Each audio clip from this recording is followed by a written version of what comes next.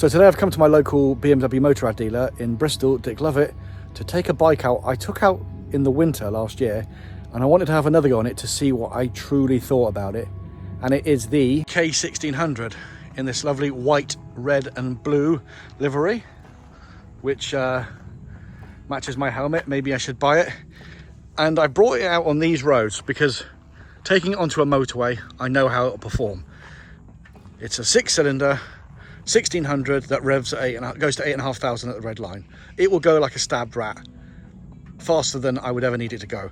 But taking it on these sort of lanes is a real key to understanding what it would be like on day-to-day riding when you're in and around your local area.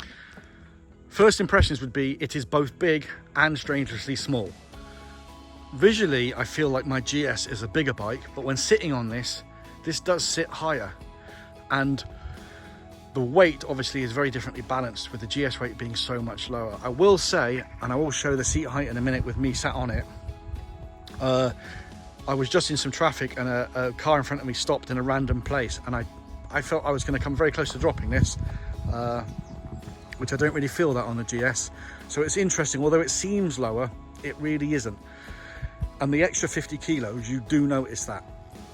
Now in terms of its performance, the wind protection is perfect, as you'd expect with that screen you can lower and raise. The 6-cylinder engine, for me, coming on these roads is the important part, that I was sitting at 30, 40 mile an hour in 5th and 6th gear, and there is boatloads of torque, as you'd expect from this engine. The panniers do fit a full-size motorbike helmet in, which is, I've got a showy Neotech 3, and that does fit, so that's ideal. Comfort-wise, the seat is quite hard, I feel, compared to the GS's seat. I've got a low seat on that, so maybe that's something to do with it. Looks lovely lit up from the front. It's got quite an aggressive stance from the front, which is nice for such a big old hector of a motorbike.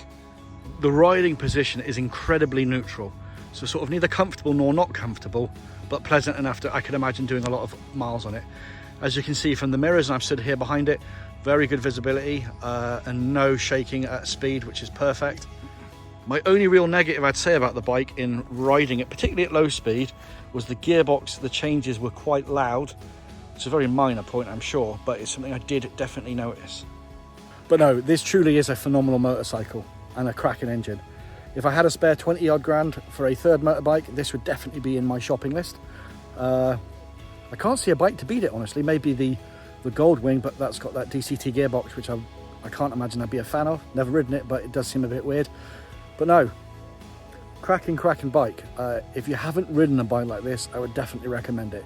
It really is motorcycle liquid gold, I would say. Cheers.